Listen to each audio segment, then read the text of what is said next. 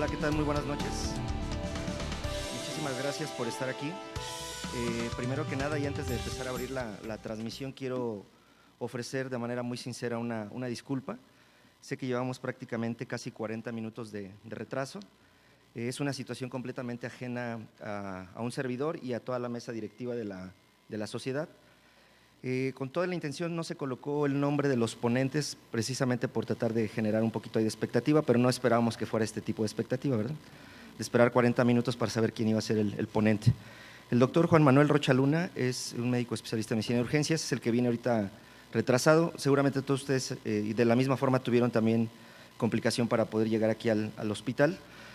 Vamos a cambiar un poco el formato que se tenía programado. Son dos ponentes, vamos a dar inicio con el segundo ponente y al final, pues bueno, vamos a tratar de dar lugar a integrar la parte de la perspectiva, la evolución, la historia y los antecedentes obviamente de la medicina de urgencias. Nuevamente les agradezco su presencia y de manera muy sincera les solicito una disculpa por esta circunstancia. Entonces, no sé si me ayudan a darme luz verde cuando podamos ya a dar lugar para la transmisión. Obviamente hay mucha gente ya desesperada también en las redes, los socios obviamente de esta misma forma. ¿Me avisa, Sofi, por favor? Si... ¿Listo? Perfecto. Bueno, pues muy buenas noches tengan todos ustedes. Sean ustedes bienvenidos aquí al Centro Médico Nacional 20 de noviembre. Su servidor, soy el doctor Javier Saavedra Uribe, presidente en este momento en gestión de la Sociedad Mexicana de Medicina de Emergencias. Y es para mí un gran honor el día de hoy dar lugar al inicio de las sesiones mensuales a las cuales hemos venido presentando durante las últimas gestiones. Y el tema que el día de hoy vamos a revisar con ustedes, bueno, es un tema bastante interesante, es hablar un poquito de lo que es la historia, los antecedentes, la evolución y la perspectiva que finalmente tenemos en la medicina de urgencias. Todos nosotros que estamos inmersos en esta espectacular especialidad o en este servicio de urgencias sabemos perfectamente que lo que hace 20 años se hacía hoy por hoy es historia, ¿no? El día de hoy, nuestro presente finalmente es completamente distinto a lo que vivíamos hace algunos años y con todos los avances que hemos tenido en cuanto a tecnología de información, ¿sí? Con toda la innovación tecnológica, hoy por hoy también tenemos algo que ver qué es lo que va a suceder con la especialidad en los siguientes años.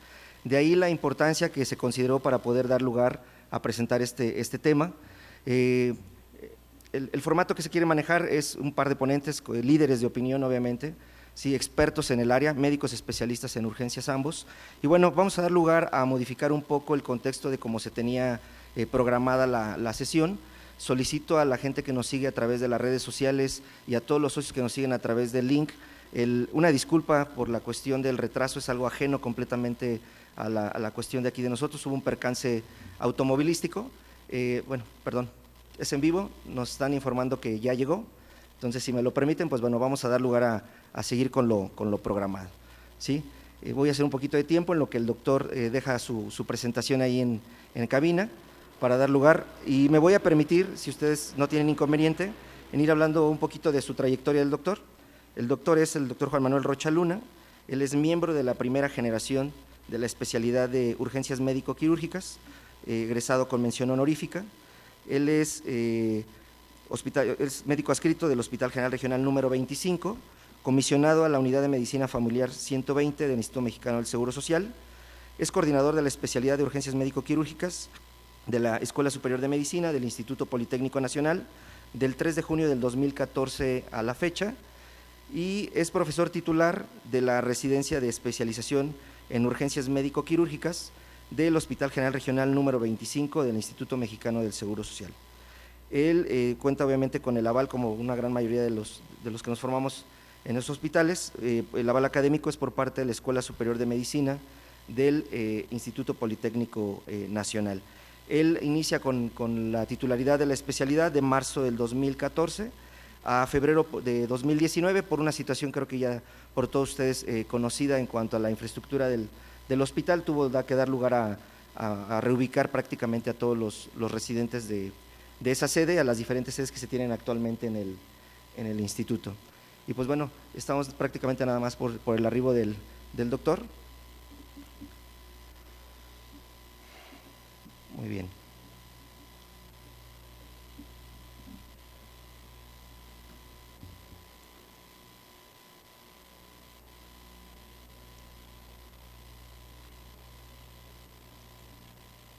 ¿Listo?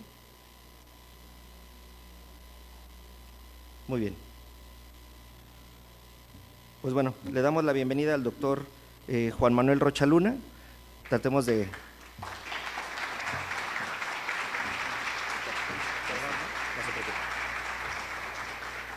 Hola, buenas tardes, noches a todos. Para mí es un gusto, es un placer estar con ustedes hoy. Agradezco mucho al doctor Saavedra su amable invitación.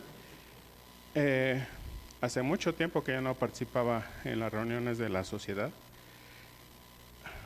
Y bueno, antes de comenzar con la presentación, es importante, sobre todo para los más jóvenes, el que siempre tenemos que tener presente quiénes nos antecedieron. Porque como en un video que presentó mi amigo, compañero, compadre Jesús Sánchez Tejeda, que seguramente ustedes han visto ya en internet, él menciona que muchos de ustedes no estarían aquí si los que comenzamos no hubiéramos hecho lo que teníamos que hacer. Y eso a veces se olvida. Y bueno, medicina de urgencias es un reto. Medicina de urgencias es evolutiva, es dinámica, como el logotipo de la sociedad lo muestra con sus rayas al inicio. Eso quiere decir movimiento. Y se quedó la U de urgencias médico-quirúrgicas, que fue el logotipo de la primera generación, como logotipo de la sociedad, porque quienes formamos la sociedad fuimos los miembros de la primera y segunda generación de urgencias. Eso es algo que, si no se los digo, pues no lo saben, ¿no? Y la sociedad se fundó antes de que egresáramos. La sociedad se fundó el 19 de enero de 1989. Nosotros egresamos en febrero, un mes después. Entonces ha sido una experiencia muy intensa, muy rica, pero muy intensa, de mucho trabajo, de mucho esfuerzo, de muchos logros, pero de muchos sinsabores. Sin embargo, bueno, el balance final creo que ha sido bueno. ¿Se me da la primera, por favor? ¿Conseguido? Ok. Esta no es una definición, esto es más una reflexión. Y es que la medicina de urgencias es una especialidad única que implica un proceso de toma de decisiones y acciones, y prácticamente estas son al unísono, para evitar la muerte o bien para prevenir o limitar incapacidades. Y esto de prevenir la muerte, a veces lo conseguimos, pero solo temporalmente. Al final siempre nos vence, especialmente para pacientes que padecen alguna patología grave y aguda. El 80% de nuestros pacientes son pacientes que no debieran ir a urgencias o que podrían recibir una atención en otro sitio, en su médico familiar o una consulta programada, pero de todos modos van a urgencias y de todos modos los tenemos que atender. El 15% de los pacientes tienen una patología más seria que sí requiere estar en urgencias, y el 5% son aquellos que tienen en peligro la vida. Y para esos 5 y 15% es para los que está diseñada nuestra especialidad. Y es por ellos que existimos. Y es por ello que debemos de ir refinando nuestros conocimientos cada día. Y como mencioné, bueno, siempre tenemos que actuar en todo momento basados en las mejores prácticas médicas actuales. Esto es importante. Por ahí mandaron en WhatsApp una caricatura de representando, entendí yo, a los antiguos urgenciólogos, dibujados como si fueran dinosaurios y hablando acerca de choque hipovolémico, ¿no? Entonces, no nos podemos quedar con lo que yo aprendí hace 30 años. Ustedes seguramente no conocen los pantalones antichoque, yo sí los llegué a usar, pero también vi como alguien llegó y cortó un pantalón antichoque. Entonces, eso se usaba, eso era la última tecnología, ya no se ocupa excepto para 2 o 3 cosas. Y no debemos olvidar que somos personas. Por lo tanto, debemos atender a la gente con humanismo y, sobre todo, con ética. Fuera de eslogan de cualquier institución, tenemos que recordar que a las personas que atendemos, las atendemos a veces en el peor día de su vida. Y nosotros tenemos que estar conscientes que estamos atendiendo personas. Bueno, un poco de historia. En 1847 el convento de San Pablo era un hospital de sangre. Después, bueno, aparece la Cruz Roja y después los hospitales del Distrito Federal, que inicialmente eran hospitales, eran lugares en donde se atendía a las personas que tenían heridas, y se le denominó Cruz Verde para diferenciarla de la Cruz Roja. Y siempre hubo como mucha pugna entre ambas instituciones y sobre todo entre el personal que atendía por hospital. Yo me acuerdo cuando era niño, ya hace algunos años, decían, bueno, si llega una ambulancia de la Cruz Roja y no se lleva a la persona, pues para que ya está muerta, y entonces llega la ambulancia de la Cruz Verde y se la lleva. Y después evolucionó, después se peleaban por los pacientes en el hospital. Bueno, la imagen que veíamos era de la época en que estuve yo como residente en Balbuena. Y bueno, ¿qué hizo que cambiara la perspectiva y que aparecieran los urgenciólogos? La necesidad de que apareciéramos. El sismo del 85 cambió radicalmente la vida de muchos y evidenció las carencias que había. Las carencias que había en la atención prehospitalaria, que hasta la fecha sigue habiendo, aunque nuestros amigos de la Cruz Roja se enojen. No es suficiente el personal que tienen, no son suficientes las ambulancias, por eso aparecieron muchos servicios privados de ambulancias.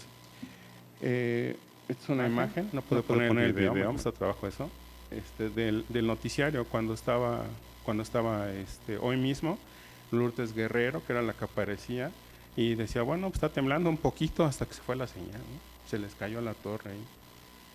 Y bueno, mucha destrucción. La verdad es que tal vez porque era más joven y me presionaba más, pero siento que había mucha más destrucción en el 85 en la ciudad. Incluso alguna persona que conocí de Francia decía, es que parece París en los bombardeos. Y esta vez sí hubo edificios caídos, pero no tantos. Bueno, el 1 de marzo del 86 se inició la primera residencia de especialización en urgencias, y esto como una necesidad. Y hay que recordar, muchas de las cosas que pasan no solo en medicina, pero en especial en medicina, se acompañan o preceden de una decisión política. Si no hay voluntad política, no lo hacen y no lo vamos a poder hacer. Pero nosotros, y esto ya es cuestión de gremio médico, también tenemos voz y somos gente muy importante en la sociedad. Somos todavía respetados. Por eso hablaba de humanismo, porque de nosotros depende que la gente nos siga respetando. Porque si los tratamos mal, si los tratamos con la punta del pie, si somos déspotas o si somos creídos, bueno, pues entonces obviamente vamos a perder ese respeto y esa credibilidad que aún tenemos. El 28 de febrero de 89 fue la graduación de la primera generación, y aquí me equivoqué, iba a poner el 1 de marzo, pero no, fue en febrero. Y bueno, la sede fue el Hospital Balbuena, y aquí están los nombres de mis compañeros. Fuimos 15, por eso son 15 las rayas del logotipo. Fue Maurelio Angulo Vega, Jesús de la Torre, Carlos García Rosas, que probablemente ustedes lo conozcan, Ernesto González, Jesús Moreno, Mayela Naranjo, Cuauhtémoc Navarro, Alejandro Prieto, que en paz descanse, igual que José Manuel Ramírez, su servidor, Carlos Sánchez Gasca, Jesús Sánchez Tejeda, Juan Mariano Valdés, Isabel Peña, que también ya partió, y César Zúñiga. Comencé diciendo que yo estaba agradecido, porque bueno, como ven, algunos de mis compañeros ya no están con nosotros y yo aún sigo activo, varios de ellos ya están jubilados. Y bueno, no tengo la misma actividad que tenía hace 30 años, pero bueno, en abril cumplí 30 años de trabajar. Y bueno, aquí están algunos de mis compañeros. Y los que no están en la foto, porque a veces hay cortados, entonces no quisieron aparecer en la foto. Jesús de la Torre, Chabelita, Moreno, Cuauhtémoc Navarro, Y bueno, al mismo tiempo que nosotros formamos la sociedad, pedimos en aquella época que nos dieran un foro, nos dieran un auditorio y nosotros pudiéramos hacer un primer curso, un primer encuentro, ahora sí que casi como para presentarnos en sociedad y que las demás especialidades supieran que habíamos egresado como especialistas. No nos dieron el auditorio, no nos dieron la oportunidad, por eso adelantamos la parte de la formación de la sociedad y entonces organizamos el primer curso nacional de urgencias. Esto, la verdad es que fue muy bueno porque fueron especialistas de varias áreas. Nosotros, y es algo que también les quiero compartir, con mucho orgullo debemos entender y no olvidarnos que hay una escuela mexicana de medicina de urgencia. Aquí no vino ningún urgenciólogo gringo a formar el primer curso. No hubo, no, o sea, no vinieron, no participaron. Hay por ahí, no voy a decir su nombre, pero hay gente que dice que ayudó a que se formara la especialidad. Mentira. La especialidad se formó en México sin participación de extranjeros. Eran médicos, cirujanos generales, eran terapistas, eran internistas, eran ortopedistas, cirujanos plásticos, que participaron en nuestra formación, ginecólogos, ¿sí? Que participaron en nuestra formación y bueno, de ahí arrancó. Y eso es algo bien interesante porque si ustedes revisan la historia de otros países, ha ido alguien de Estados Unidos a hacer el primer curso. Después los dejan, después de 2 o 3 años, pero nosotros no hubo participación de extranjeros, eso es muy importante. Y bueno, por ejemplo, a este curso participó el doctor Villazón, a lo mejor muchos de ustedes no lo conocen, pero a lo mejor los que se dedican a la terapia, si buscan por ahí los libros del doctor Villazón, del Hospital Español, era la máxima autoridad en terapia intensiva, y él participó con nosotros, ¿no? Y bueno, así mismo, bueno, en 91 la residencia de urgencias empezó en el IMSS, después de que egresamos nosotros. Algo curioso, y eso, bueno, lo supimos después porque nos estuvieron vigilando para ver si realmente había una mejoría en cuanto a la atención de pacientes. Vieron que funcionó y por eso echaron a andar la residencia en el IMSS. Si no hubiéramos funcionado, no hubiera empezado. Y como también nosotros, el grupo de los egresados del departamento, somos los que fundamos el Consejo Mexicano de Medicina de Urgencia. Eso es importante. Pero bueno, como todo, el IMSS, bueno, los egresados del IMSS formaron su consejo y por eso nosotros no podíamos tener idoneidad hasta que nos sentamos, porque obviamente CONASEM no existía, sino era la academia, las academias nos dijeron, si no se ponen de acuerdo, no hay idoneidad. Así. O se sientan y se ponen de acuerdo, o olvídense de idoneidad. Pues se sentaron en aquel momento, quienes estaban al frente de los dos consejos, lograron llegar a un acuerdo y se logró la idoneidad del consejo, afortunadamente. Y bueno, como les dije, si ustedes cuentan estas líneas, este es el primer logotipo, fue de la primera generación, son 15, significa movimiento y significa los primeros 15 egresados de urgencias.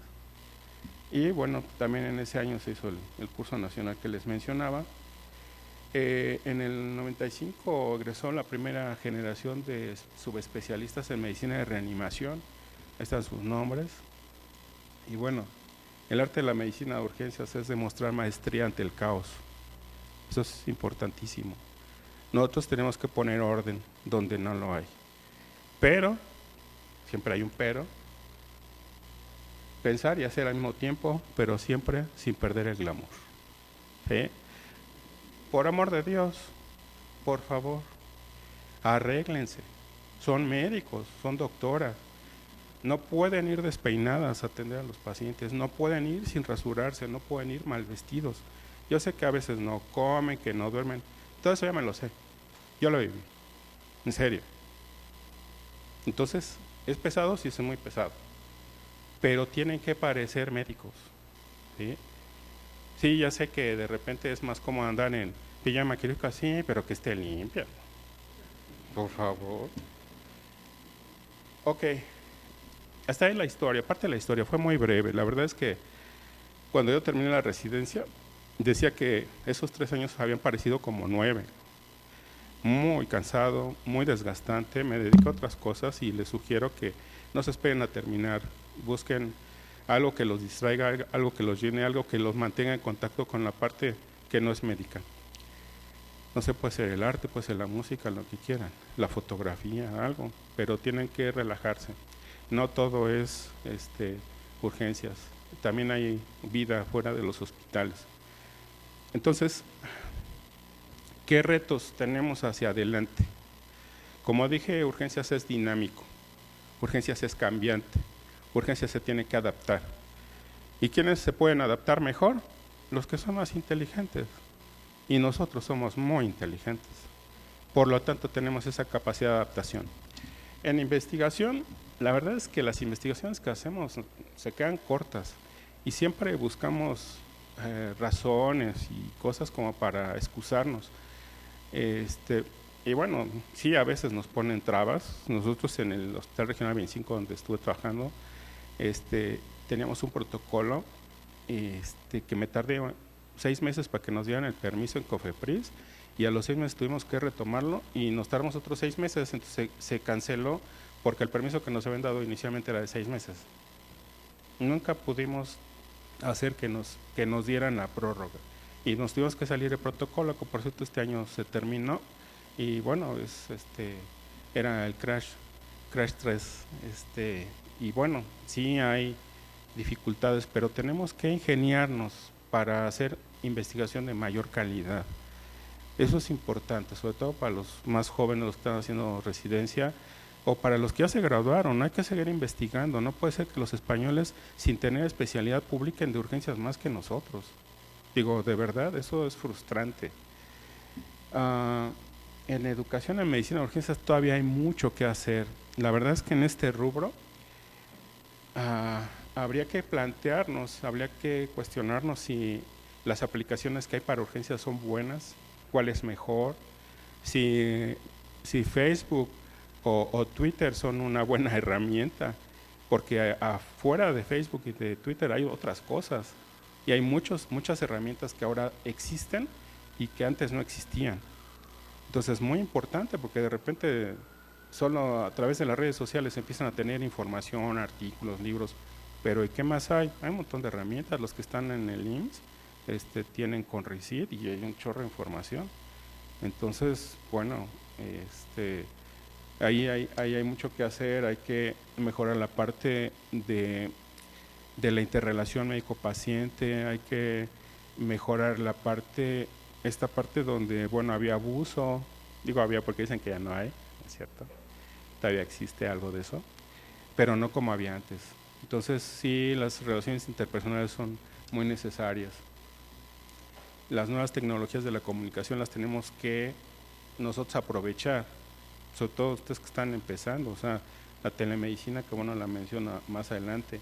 La computación la puse aparte porque tenemos que estar conscientes que si bien no todos los hospitales y la mayoría de los hospitales públicos no tienen todos sus sistemas computarizados, también existe el malware y el hackeo. Entonces tenemos que estar conscientes de que eso existe. O sea, no todo es bueno, no todo es malo, pero tenemos que estar pendientes de si hay equipos que estén computarizados. Y bueno, no me dejarán mentir, ahora ya no hay placas de rayos X, ahora todo se ve en la computadora, y si no sirve el sistema, pues ya valió, ¿no?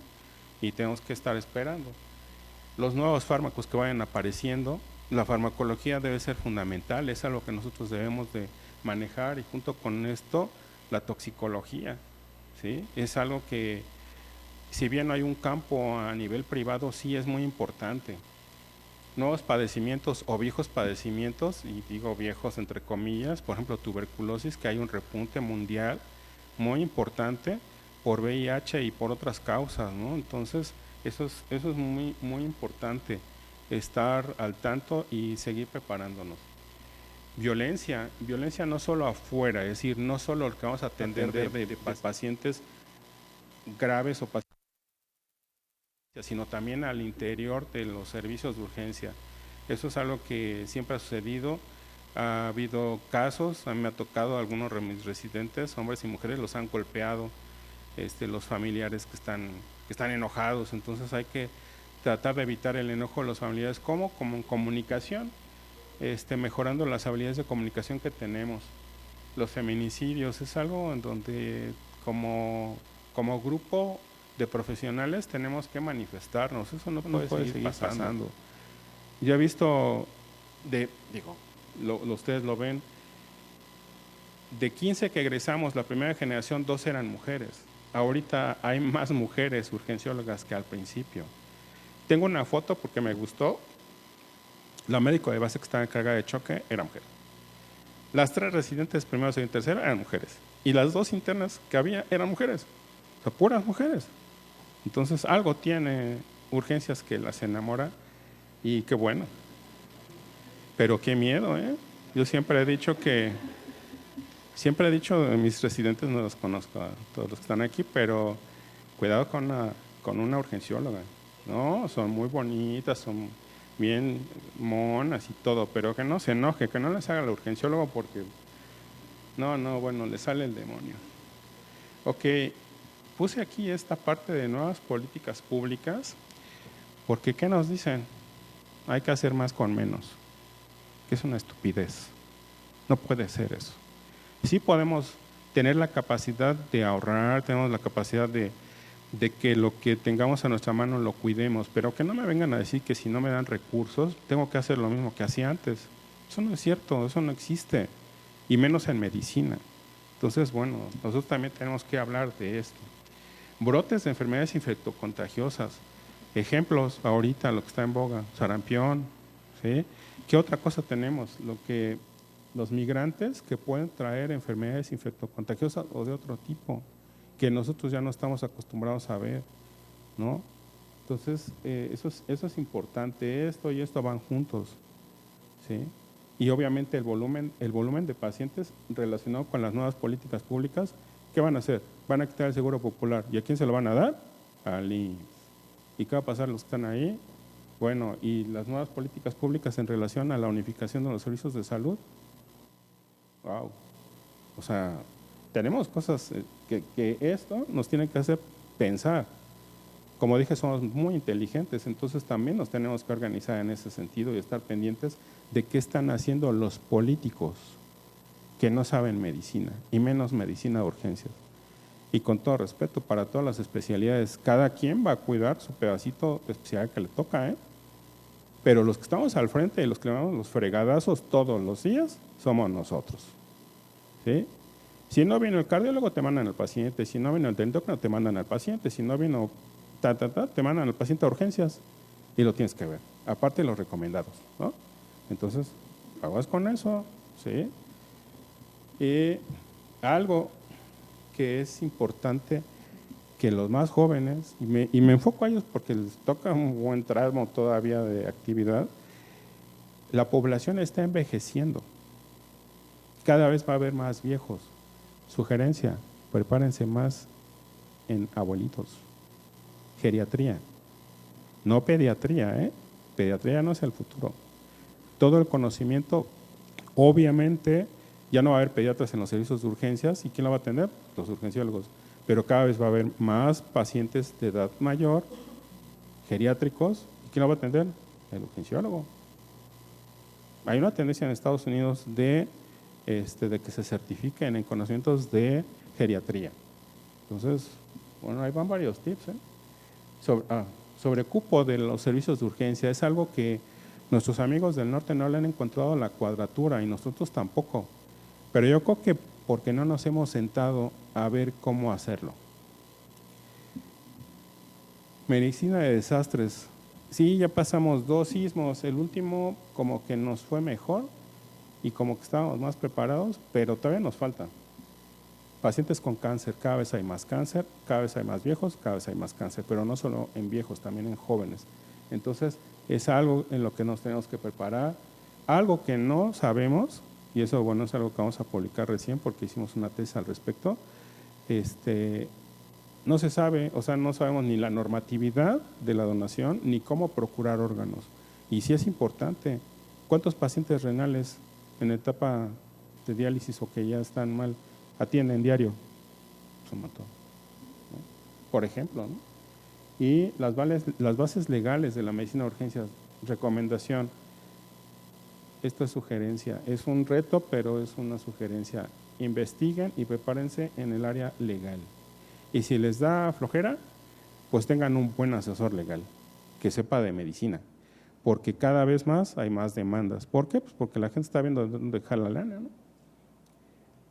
Telemedicina, como lo mencioné antes, medicina crítica. Esta es una crítica, lo puse ahí así, porque ojalá que hubiera una tendencia en quienes están preparados como urgenciólogos a valorarse como tales. Porque de repente si no hacen terapia intensiva se sienten menos.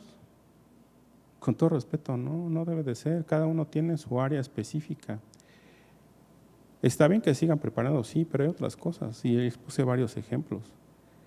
Pero no porque no sean terapistas son menos valiosos. Eso es importante. Un buen especialista en medicina de urgencias es tan valioso como un especialista en cualquier otra área. Y puse sepsis porque hay el Día Mundial de la Sepsis. Todo es sepsis. Tienen como 5 años con esa onda. Está bien, sí, es muy importante, pero no todo es sepsis. Medicina de urgencias es amplísima. Y habría que tener un día mundial, a veces de cada una de las patologías, vista desde nuestra perspectiva, no desde la perspectiva de otro especialista. Eso es algo que me gustaría ver. Siempre ha habido modas en medicina, igual que en otras cosas, pero estos días se volvió una moda. Estas dos cosas, en urgencias se volvieron una moda. Y sí, está bien, son buenos, es bueno que sepan más cosas, pero ni todo es sepsis, ni todo es terapia. Y ultrasonido, eso lo dejé al final, bueno, porque yo hice un diplomado en ultrasonido, me gusta, me interesa, es algo que se tiene que aplicar y es algo que todos, tienen que saber como urgenciólogos. Así tienen que saber, es obligado. Y curiosamente, hicimos una tesis este año que nos la votaron, porque la gente que lo valoró, que evaluó el protocolo, decía que el ultrasonido, que la medición de la vaina del nervio óptico no era una competencia que debía tener el urgenciólogo. Toing. Por eso hablé también de investigación. ¿Quién nos está evaluando? Tiene que ser alguien de urgencias que sepa investigación. Entonces, amigos, colegas, espero que les haya servido y, bueno, yo estoy feliz de estar aquí.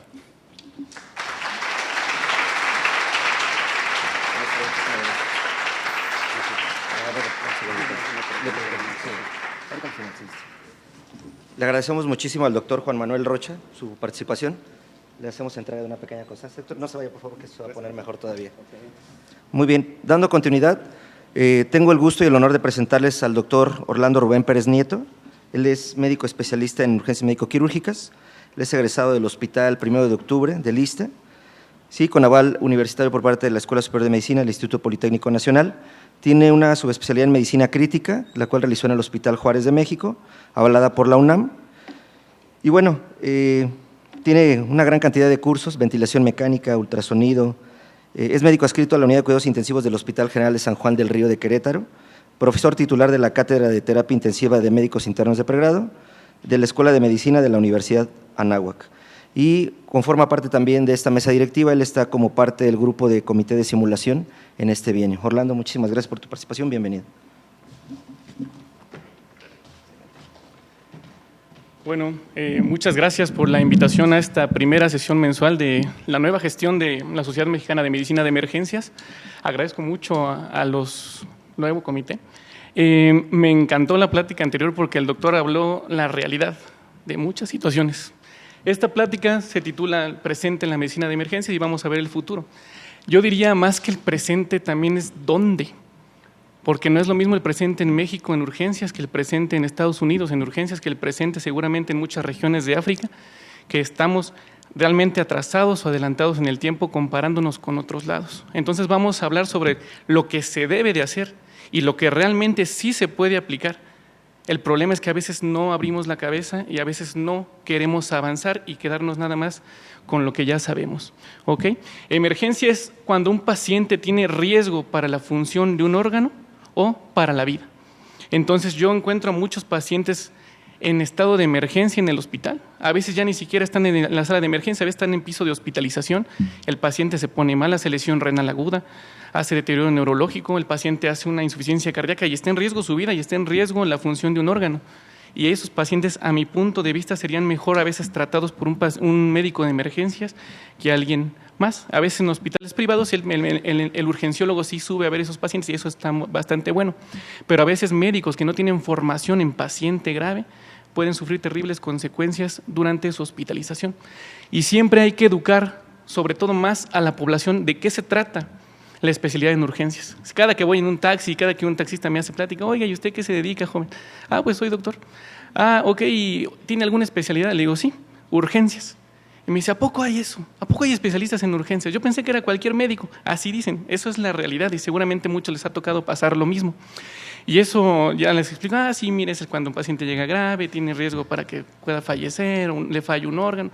Fíjese qué bueno que me dice, porque entonces cuando yo vaya, voy a pedir que me vea un urgenciólogo y a veces no que lo vea alguien más. Hay que tener muy en cuenta que los hospitales de primera instancia se mueven por el servicio de urgencias y que sin el servicio de urgencias el país colapsaría seguramente en sus servicios de salud. Cualquiera se puede tomar el lujo de diferir algo, cualquiera. El nefrólogo se puede tomar el lujo de diferir un paciente en algo, pero el urgenciólogo no. El urgenciólogo tiene que entrarle siempre. Y eso es muy bonito porque la medicina de emergencias abarca lo que nosotros querramos. Afortunadamente no se nos limita a un solo sistema, o a un solo aparato, o a un solo órgano. Abarca lo que cada quien de ustedes quiera aprender y saber manejar. ¿Ok? Este es un artículo de la Sociedad Americana de Emergencias donde habla sobre monitoreo hemodinámico. Aquí en urgencias, ¿qué tenemos? Tenemos presión arterial no invasiva, tenemos saturación de oxígeno, tenemos gasometrías en algunos lados, algunos no tienen gasometrías. Y aquí en Estados Unidos hablan de sistemas avanzados de monitoreo, de líneas arteriales, de CO2 exhalado de forma no invasiva, nos hablan de catéteres de termodilución transpulmonar, nos hablan de catéter de Swan-Ganz en urgencias. Y este artículo así está hecho. Fíjense, una revisión del monitoreo hemodinámico, técnicas, métodos y aparatos en el médico de emergencias. ¿Ok? Y aquí tenemos muy poco. Y a veces hay unas cosas que sí tienen evidencia, hay unas que no sirven absolutamente para nada, pero mientras más sepamos, siempre va a ser mejor para el paciente. ¿Ok? Un ejemplo tan sencillo de que a veces olvidamos la clínica es que a todos de estudiantes nos enseñan a valorar el llenado capilar del paciente. Cuando somos estudiantes, ahí está uno tocándole los deditos al paciente. Actualmente sabe que es mejor en la rodilla que en los ortejos.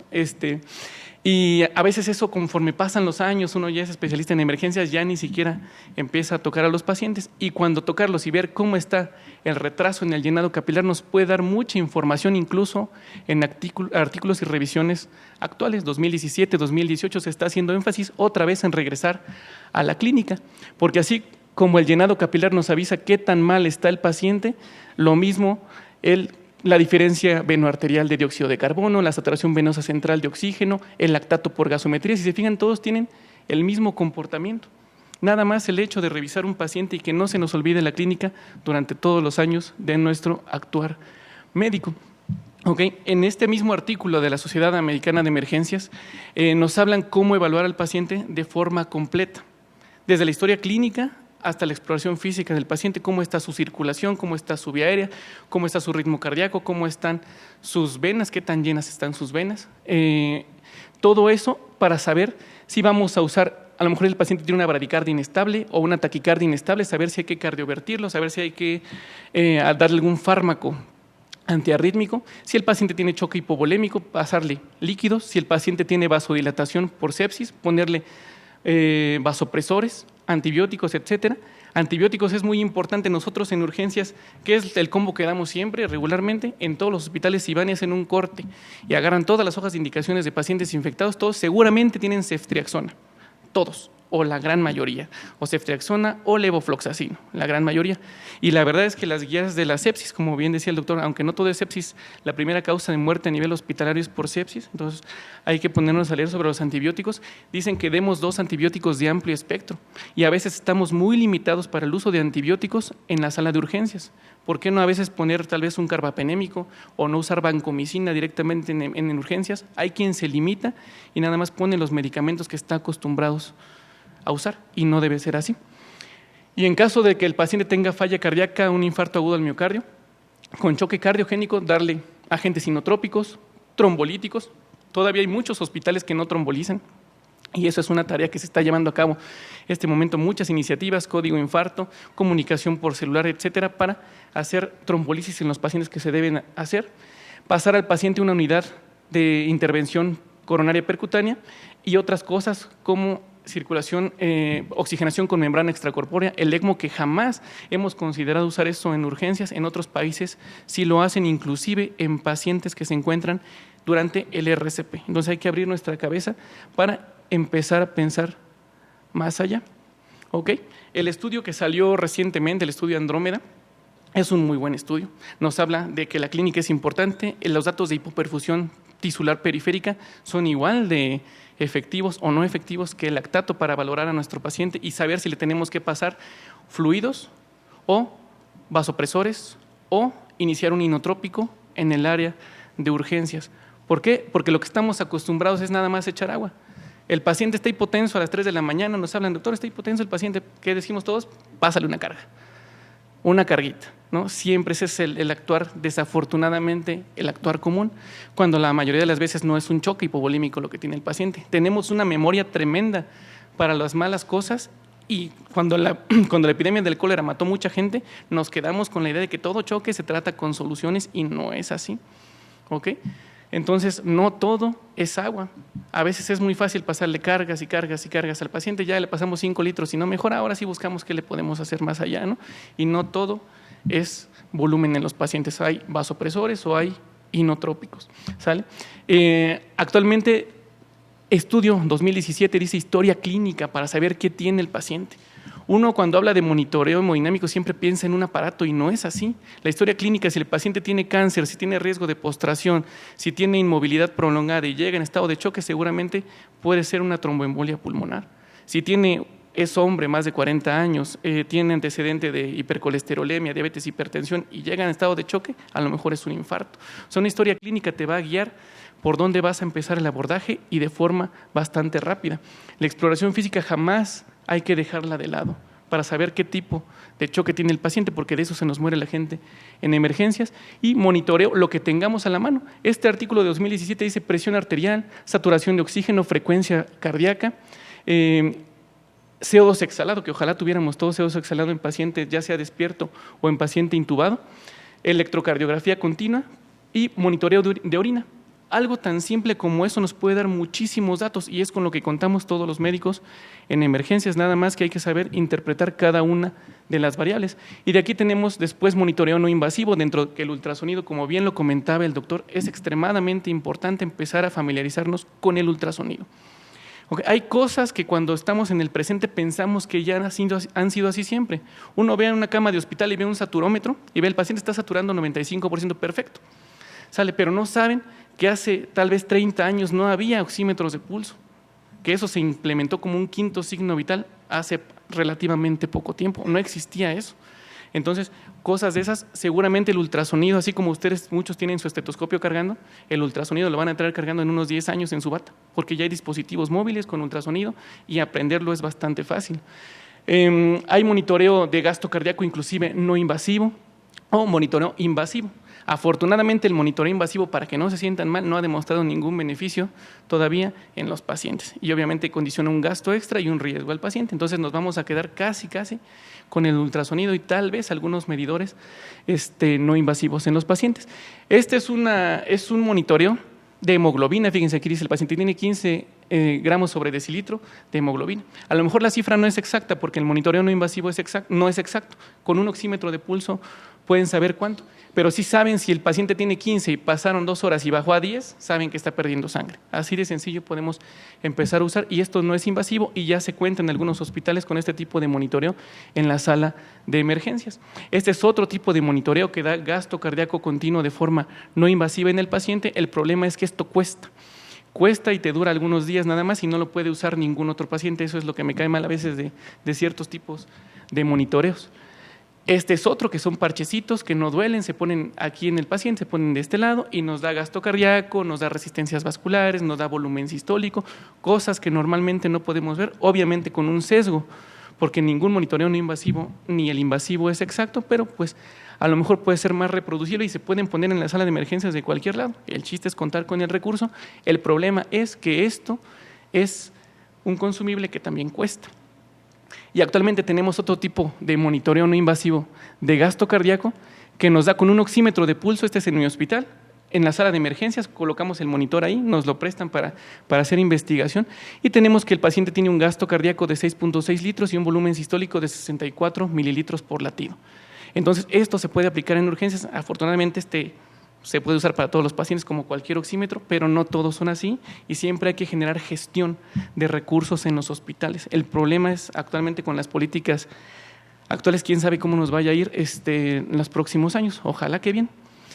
El CO2 exhalado. El CO2 es una herramienta tremendamente útil. El CO2, si uno le dice a un anestesiólogo de CO2, él está acostumbrado a manejarlo. Todas las máquinas de anestesias les dan el CO2 exhalado. ¿Okay? La cifra aquí en México es más o menos 32 milímetros de mercurio de CO2 que están exhalando todos ustedes en este momento. Y el CO2 se tiene que empezar a usar en emergencias, tenemos que empezar a generar gestión de CO2 en emergencias. ¿Por qué? Las guías de la American Heart Association en el RCP dicen que el paciente recobra la circulación espontánea cuando el CO2 llega a la normalidad. O nos dicen si nuestra reanimación es efectiva o no con el puro CO2. Y también podemos saber si el paciente responde a volumen, si le elevamos las piernas y sube el CO2 2 milímetros de mercurio, ese paciente le podemos pasar volumen si es que está en hipotensión. Entonces nos sirve para muchas cosas el CO2 y es una herramienta que espero con los próximos años se implemente en todas las salas de emergencias. Nos puede decir si estamos en una vía aérea perfectamente bien o nos fuimos al esófago, o si el paciente empieza a tener algún problema pulmonar agudo como un neumotórax, etcétera, etcétera, por el puro medidor de CO2 exhalado. La ultrasonografía es bastante importante. Antes la ultrasonografía no se podía hacer de manera reproducible porque requería una tina básicamente donde se metía el paciente para observar sus riñones y su hígado. Actualmente tenemos dispositivos móviles donde podemos observar al paciente no nada más en el hospital, inclusive en el prehospital y podemos saber qué tiene el paciente o qué le hace falta de forma bastante rápida. ¿Okay? Hace poquito tuvimos una discusión médica formal, básicamente, en redes sociales sobre el uso del ultrasonido entre imagenólogos y urgenciólogos. Bueno, pues pedían artículos que demostraran que el ultrasonido es útil en emergencias, hay infinidad. ¿Okay? El ultrasonido y su papel preponderante en situaciones de urgencia, el ultrasonido en paciente en choque, evaluación en paciente grave, para ver neumotórax oculto, todo esto se ve en emergencias absolutamente, ultrasonido en el paciente con politrauma, ecografía dedicada al trauma, etcétera, etcétera. Podemos usar el ultrasonido para cualquier patología grave en el paciente, ténganlo por seguro y es algo que seguramente a todos los que están estudiantes aquí van a aprender a usarlo conforme pase el tiempo. ¿Okay? Fíjense, este abordaje que proponemos tan sencillo como el ABCD que nosotros conocemos en reanimación, lo podemos traspolar al ultrasonido. Vía aérea permeable, podemos hacer un ultrasonido traqueal. Está permeable, cuánto mide la tráquea, le cabe un tubo de tal tamaño, etcétera, etcétera. Está confirmada la presencia del tubo, sencillo. B, ventilación. Podemos hacer ultrasonido pulmonar, tiene neumotórax. El paciente tiene hemotórax, tiene derrame pleural, tiene condensación pulmonar. ¿Qué tienen los pulmones? Por ultrasonido. C, circulación, cómo está el corazón del paciente, cómo está la bomba cardíaca, tiene tamponade cardíaco, tiene cómo está el volumen circulante en sus venas yugulares, cómo está el volumen circulante en su vena cava inferior, etcétera. D, déficit neurológico, bien lo comentó el doctor, vaina del nervio óptico. La vaina del nervio óptico nos puede decir si el paciente tiene hipertensión intracraneal o no. Y es un dato muy importante dado que los medidores de presión intracraneal casi no hay en el país, casi no hay quien mida presión intracraneal y el ultrasonido nos puede ser de bastante ayuda si no contamos con otra herramienta a la mano, inclusive desde prehospital para iniciar tratamientos desde más temprano en el paciente. ¿Ok? Ventilación mecánica. Yo soy siempre un partidario de que uno puede aprender lo que uno quiera. ¿Ok? A mí en urgencias me encantaba la ventilación mecánica. Afortunadamente tuve bastantes buenos maestros en urgencias y había de dos médicos. Había del médico que se intubaba el paciente, lo conectaba el personal de inhaloterapia y se iba. Y ya, si el paciente está intubado, yo ya lo salvé, ya me voy, ¿no? Y había el médico, a ver, vamos a ver si está bien programado el ventilador mecánico, porque el ventilador mecánico no es exclusivo de ninguna especialidad. El ventilador mecánico es responsabilidad del médico que trate al paciente que está ventilado en ese momento, independientemente de su área. Si está en urgencias, es responsabilidad de urgencias. Si está en hospitalización, ni modo. Es responsabilidad del médico que esté a cargo en hospitalización, pero muchos pacientes que se van a intubar llegan al área de emergencias. Y acciones tan sencillas como calcular un volumen corriente protector y ponerle pipa al paciente han demostrado beneficios en mortalidad. Hasta el 50% de disminución de muerte y secuelas por ventilador mecánico, nada más por programar adecuadamente un ventilador mecánico. Este estudio LOPT, ventilación protectiva en el departamento de emergencias, se entrenó a la gente y después se les hizo un análisis después de entrenarlos en ventilación y la mortalidad disminuyó bastante, los días de hospitalización, los días bajo ventilación mecánica, todo por iniciar un buen manejo ventilatorio en emergencias. Aquí no dice terapia intensiva, no dice hospitalización, no dice medicina interna, dice emergencias, ¿ok? Para que se vean y se quede claro que la ventilación mecánica es también de emergencias y es de lo más frecuente que vamos a observar ahí. El prono, la ventilación en prono, que es nada más voltear al paciente boca abajo, así de sencillo. A veces muchas unidades de cuidados intensivos ni siquiera lo hacen, ya se empezó a pronar en emergencias. Inclusive ya he conocido médicos urgenciólogos que dicen que se debe de pronar en emergencias y otros médicos de otras especialidades dicen que no, que cómo crees, que eso no se hace ahí, que eso no es de urgencias. Actualmente el prono es una estrategia que salva vidas en pacientes graves y sobre todo en pacientes en tiempos de frío que les ataca la neumonía grave por influenza. Ya se está llevando a cabo afortunadamente en México, en muchos estados de la República. Okay. Este es un paciente, me encantó, esta foto la tomé yo, es en urgencias de mi hospital. Yo trabajo en un hospital de segundo nivel de atención, es un pueblo que se llama San Juan del Río, Querétaro, y tenemos aquí una enfermera manejando las bombas de infusión, le está poniendo ahí una infusión de sulfato de magnesio al paciente. El paciente tiene me parece que broncoespasmo. El paciente está bien programado el ventilador mecánico sin hacerle daño, tiene todas las bombas bien calculadas con las infusiones de lo que debe tener el paciente bien establecidas, con vasopresor, con restricción de líquidos porque este paciente no estaba en choque hipovolémico, tenía elevación de cabecera a 30 grados, tenía tromboprofilaxis el paciente, incluso le iban a iniciar ya la nutrición enteral a este paciente en urgencias. Todo eso se puede hacer en urgencias, nada más hay que saber cómo. El entrenamiento realmente lo aprendemos durante nuestra formación y se puede establecer, y la realidad es que este paciente aquí puede durar días. Hay servicios de emergencia que son súper buenos, que 4 horas y el paciente está derivado a otro servicio, derivado a quirófano, derivado a terapia, derivado a medicina interna, derivado a la especialidad o subespecialidad que sea pertinente. Sin embargo, yo vengo de hospitales, sobre todo de este loguito que tenemos aquí atrás, donde mi paciente llegaba hasta 3 semanas en urgencias. Y si no intentábamos progresar al paciente del ventilador mecánico, si no lo intentábamos despertar, el paciente no se podía ir a su casa, jamás. Okay, lo condenábamos a una muerte en el hospital. Entonces hay que aprender que hay que adaptarnos siempre al lugar donde trabajamos. Si nos toca progresar al paciente, hay que hacerlo bien. Si lo podemos derivar y nada más solventarlo agudo, perfecto. Hay que solventarlo bien y después que alguien más se encargue al respecto. Eso tiene que ser evaluado cada quien en sus unidades médicas. Y esto, la verdad es que a veces pasan casos semejantes. Hay urgenciólogos que desafortunadamente han llegado a decir, no, pues es que él es como recepcionista, él nada más viene y le habla, háblale al nefro, háblale al neumo, háblale a esto y otro. La verdad es que llega a pasar. A mí me gusta hablar de la realidad, no de lo que debería de ser también. Entonces, es mejor siempre el urgenciólogo que resuelve. Y afortunadamente, y como les dije antes, urgencias abarca todo lo que ustedes quieran. Catéteres de hemodiálisis, marcapasos, ventilación mecánica, ultrasonido, etcétera, etcétera, etcétera, etcétera. Lo que nosotros querramos podemos resolver siempre y cuando estemos entrenados para ello. Okay, fíjense, este es un estudio de ultrasonido. Esta es una imagen de un amigo de Querétaro que está haciendo un ultrasonido en prehospital. prehospital. Mi amigo es TUM, entonces recibió capacitación sobre ultrasonido y él tiene un ultrasonido en su unidad de ambulancia, tanto terrestre como aérea. Entonces, con eso rastrean a los pacientes, detectan neumotórax, detectan hipertensión intracraneal, si le falta volumen al paciente, etcétera, etcétera, en prehospital. ¿Okay? Y díganme si esto no es reproducible. Es altamente reproducible, nada más se requiere ¿qué? Entrenamiento, no más que eso. Este es un ventilador mecánico de traslado en prehospital.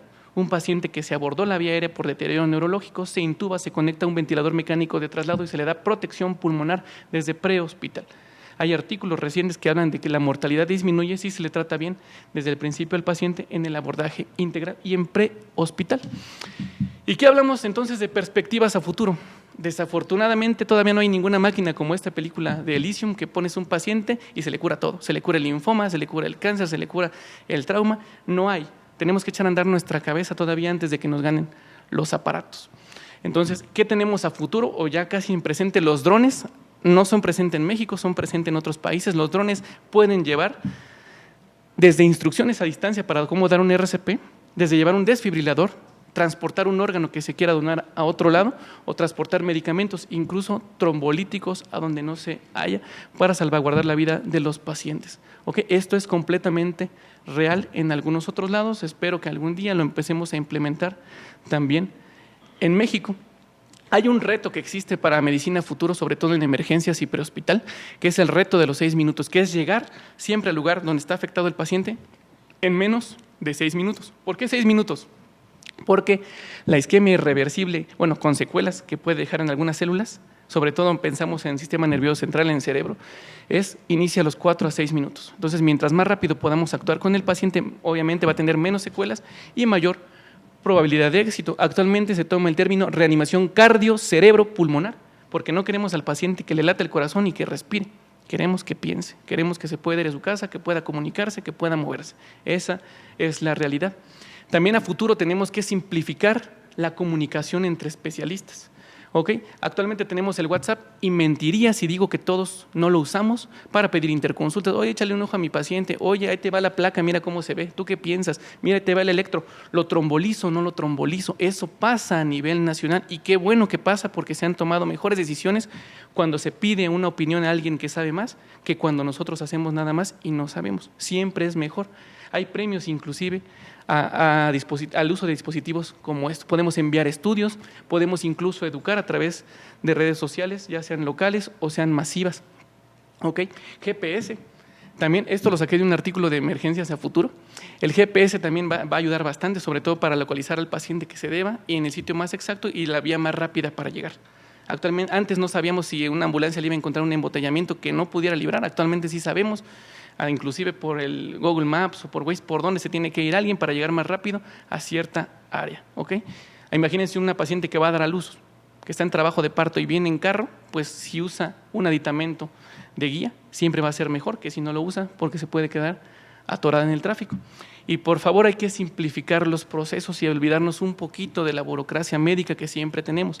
Me molesta o me molestaba cuando en la residencia yo pedí un perfil tiroideo para un coma mixedematoso y me decían, no doctor, es que esos estudios no se hacen de urgencia, esos se hacen ya cuando el paciente está en piso. Me molestaba bastante. ¿Okay? Porque ese es un estudio que se tiene que hacer de urgencias o pedir un cultivo en urgencias. No, doctor, es que eso lo tiene que hacer el infectólogo.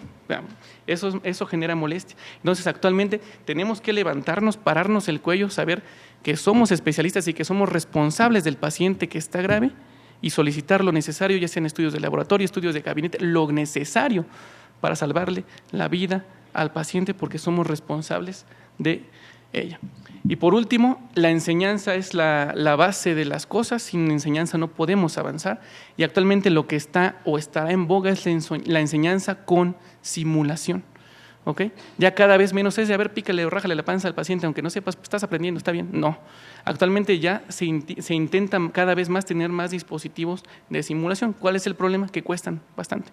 Y a veces no tenemos apoyo para este tipo de enseñanza. Este es un maniquí que armamos nosotros, un maniquí intubable, le pusimos un ventilador mecánico, ahí teníamos el ultrasonido, un desfibrilador, para monitoreo de un paciente con muerte encefálica en urgencias. Así de sencillo, lo armamos nosotros. Esto se puede implementar de acuerdo al ingenio de cada quien y esperemos que cada vez tengamos dispositivos avanzados más adelante con los pacientes. ¿Ok? Eso es todo.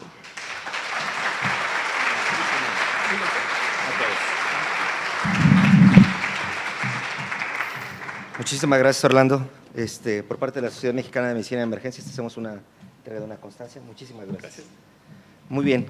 ¿Qué les pareció? Fabuloso, ¿no?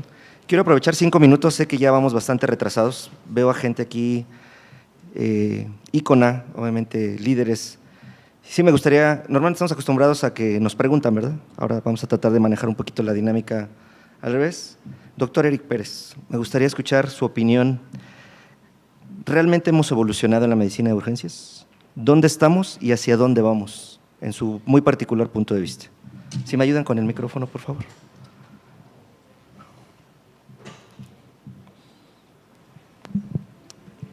Buenas noches a todos.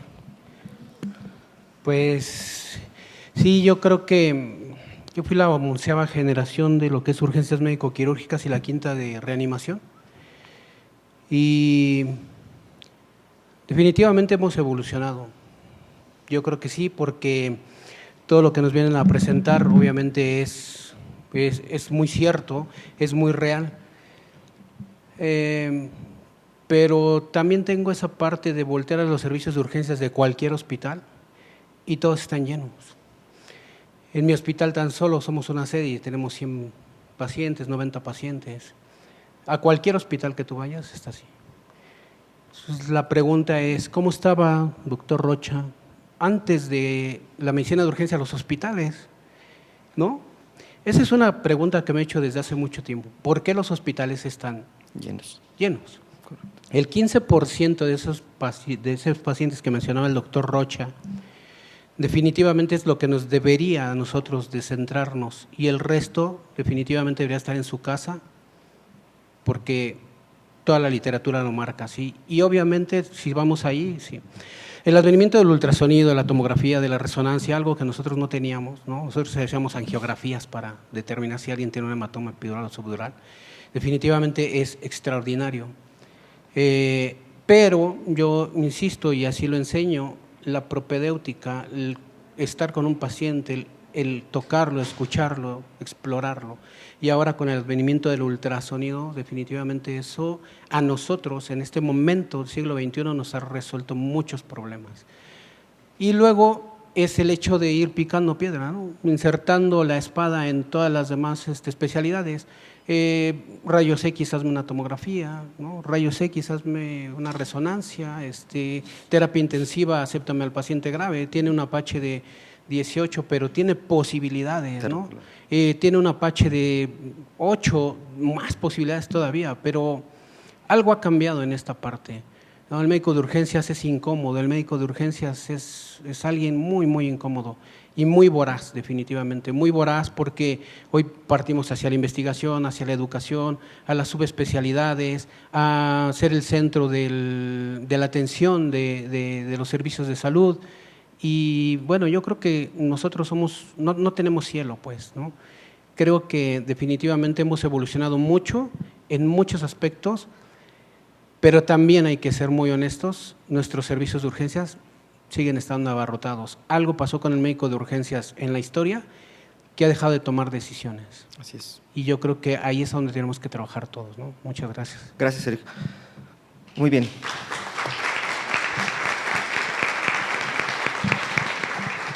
Mencionaste, creo que algo muy importante. Hoy por hoy la Sociedad Mexicana de Medicina de Emergencias tiene una política incluyente y hay algo que pretendo que estos 2 años quede muy claro, es apostar por la educación. Me gustaría, doctora Verónica Rico, escuchar su opinión en el contexto meramente de educación. Digo, yo me formé en el 2001, tuve oportunidad de tener al doctor Eric Pérez como R4 y el doctor Rocha, pues bueno, no tuve oportunidad de conocerlo como residente, pero sí de adscrito. Hoy por hoy la educación, finalmente estamos de acuerdo que lo que se hacía hace 35 años no se hacía hace 25 ni hace 10 años. Hoy por hoy veo aquí estudiantes, veo residentes y finalmente creo que la parte medular en relación a evolucionar es insistiendo, incidiendo y persistiendo en educación. Me gustaría escucharte, por favor. Claro, buenas noches.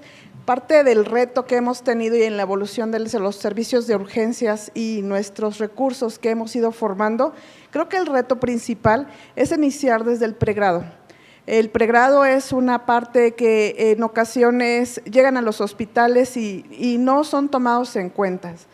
Creo que es la parte en donde tenemos que trabajar. Hoy por hoy habemos muchos urgenciólogos que nos hemos inclinado a la educación. Habemos algunos que son maestros en educación, doctores en educación, pero de igual manera y muy relacionados a la investigación. Este reto nos ha tocado caminarlo y creo que ese es el punto medular. Trabajar con las nuevas generaciones, que ya lo hemos visto, nos ha tocado aprender, desaprender y volver a aprender, porque tenemos un reto muy importante en los hospitales y con nuestros residentes que estamos formando. Considero que si nosotros volteamos como especialistas ya formados a seguir desaprendiendo y aprendiendo, creo que esa parte vamos a poderla completar. Estoy muy de acuerdo en lo que dice el doctor Eric Pérez, ha habido algún cambio en el donde hemos dejado de tomar decisiones. Yo creo que es la misma evolución, la misma gran cantidad de pacientes. Nosotros los urgenciólogos tenemos el reto de resolver la educación, la administración al paciente grave, pero en este camino nos gustó, lo escogimos y creo que vamos a seguir para el bien de una sociedad, de nuestra ciudad y de nuestro país. Tenemos un reto muy grande y ahora en la sociedad creo que el estar ligados a Latinoamérica, ese es un reto muy importante en donde tenemos que seguir siendo punta de lanza, tanto para todo lo que es Latinoamérica y para Europa, porque nosotros tenemos una población diferente. Tenemos primeros lugares en unos problemas de reto de salud pública que tenemos que avanzar y que esos nos van a alcanzar, como en la de ahora Juego de Tronos, los muertos, nos van a alcanzar estas epidemias que ya las tenemos, la diabetes, la obesidad, el infarto, y si nosotros no estamos preparados para eso, vamos a ser rebasados. Entonces, la invitación es para que todos los que nos están siguiendo en las redes sociales, los que están aquí, tengamos una preparación de varias áreas, no nos quedemos nada más en las urgencias, el reto es importante. Yo les decía a mis residentes, no nos quedemos solo como urgenciólogos, vayamos más allá a completar, inclusive seamos holísticos. Tenemos que también tener una buena salud, tenemos que tener ese equilibrio emocional para poder resolver todos los retos. Muchas gracias, doctora.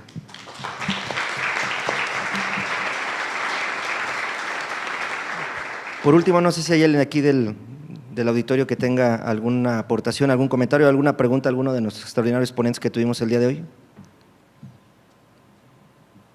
¿Nadie? ¿No se abalancen? ¿No? ¿Nadie?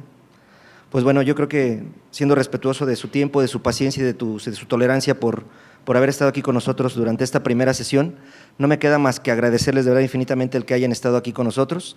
Espero que haya sido de su agrado este primer tema. Y bueno, los esperamos el próximo mes con mucho gusto aquí de manera presencial. Y a la gente que nos está siguiendo por redes sociales y a los socios a través de los links, les agradecemos mucho también el hecho de que estén presentes, ¿sí? Y pues bueno, creo que vamos caminando de una manera adecuada y por una buena línea de trabajo. Muchísimas gracias y que tengan muy buenas noches.